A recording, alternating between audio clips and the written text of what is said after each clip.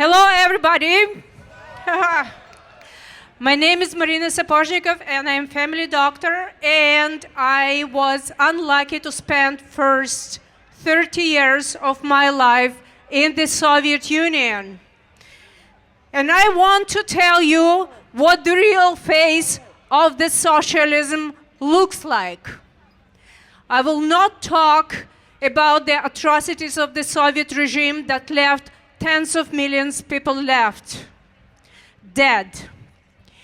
I will talk about dull and gloomy everyday existence of Soviet serfs, myself included. You will see parallels between that and our present life in Canada. And to be clear, it was all done for some mysterious greater good of the society. Somehow, none of us saw themselves on the receiving end of this greater good. We could not travel abroad without government approval, which was not granted except for high-level officials of the Communist Party. The Iron Curtain was impenetrable for us. Does this sound familiar for some of us today? When did you travel the last time?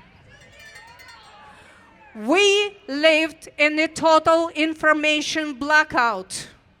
Many of us stopped reading all newspapers and listened to the radio in a desperate attempt to protect ourselves from the absurd of the state propaganda and preserve some of the God-given common sense.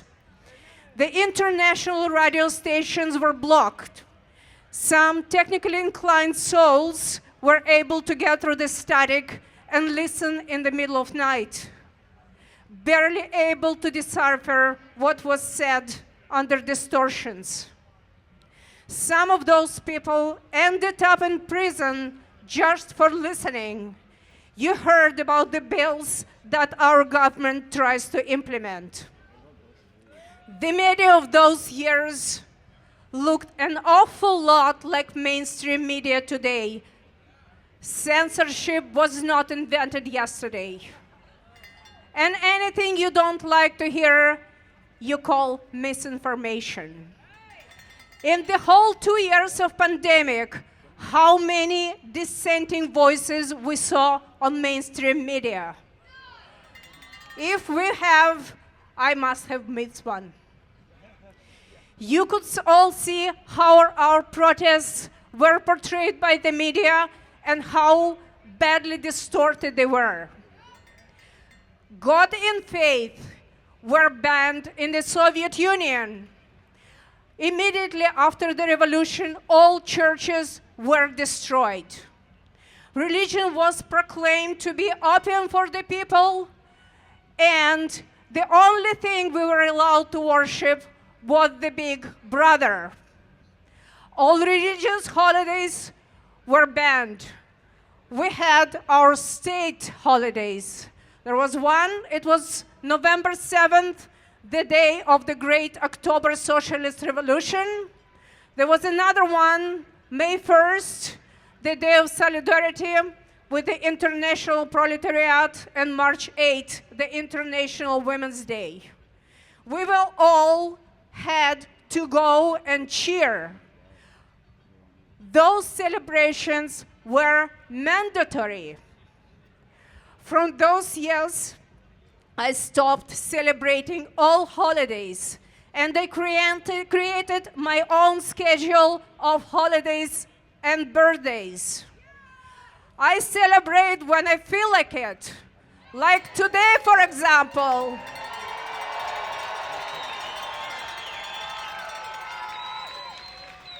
Thanks you all for coming.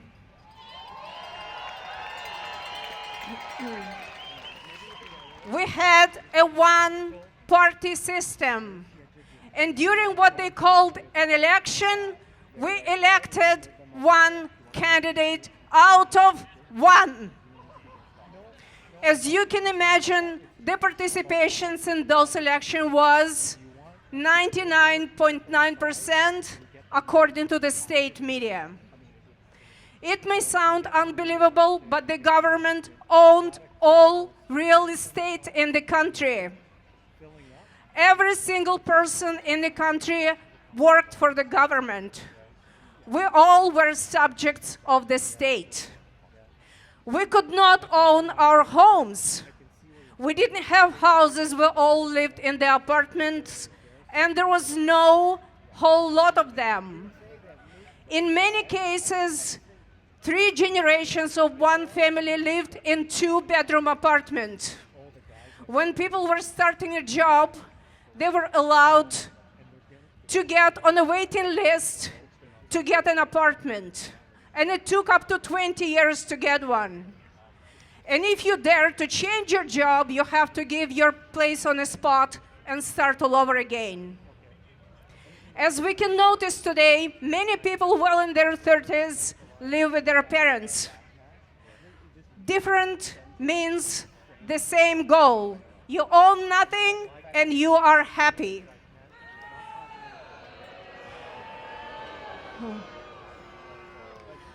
I could go on, but this is one experience that I really want to share with you. You probably start noticing the signs, but this is something very interesting. Our daily departments proudly featured cow ears, tails, hooves, and others.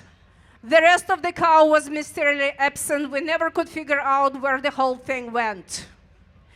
Other departments displayed dozens of yards filled with jars filled with pickles. We did not have dairy sensitivity because we didn't have dairy too often. We had to organize expeditions to the capital city. In my case, it was Moscow or Kiev, to get some supplies. The poverty was intentional. It was a policy.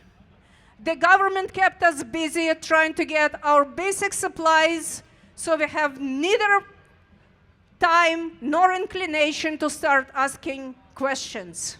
The economy ran off bribes. And the scariest things of all, it felt normal. We did not know any better. And if you look around today, you can recognize some of the signs. Are you feeling inspired by this picture? Show of hands. I don't see so. I flatly refuse to see this dystopian existence taking root in this country, which we used to call free, because now I do know better. And when 2 years ago I started coming here, there was dozens of people carrying signs that freedom was essential. And I was scared. Look around today. We have thousands of people standing together.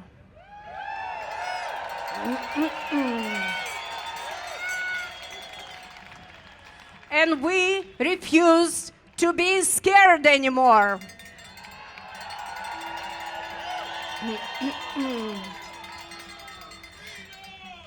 In this speech in 2015, Trudeau said that citizens should not live in fear. In the last 2 years, he goes out of his way to instill this fear in each one of us. It has been known for quite some time that vaccines do not stop transmission of the virus. At the moment this news came out, vaccination stopped being a solution for public health crisis, if it ever was. And now, after 2 years, I am one of those who faces recent mandates. I am facing losing my license in a few weeks if I don't get vaccinated.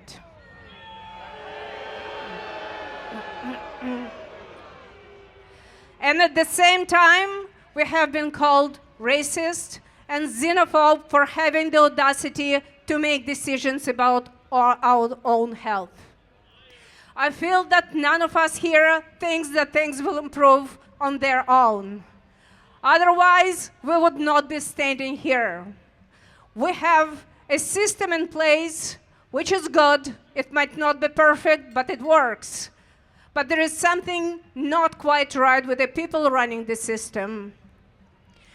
Have you seen one brave elected official who is supposedly working for us to come and explain their position? We would listen. We would even admit if we were wrong. But first, we need to hear what they have to say. We need to be able to ask questions, and we need debate. It is time for us to get up and dust off our complacency and get busy reclaiming our freedom and our democracy.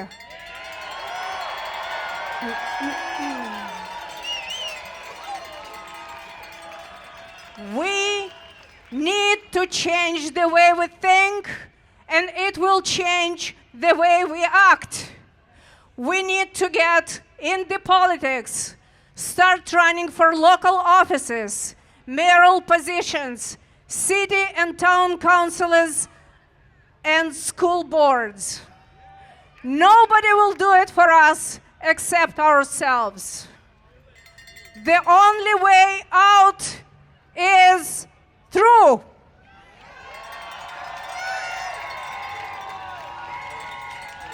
Thank you, Doctor. Thank you.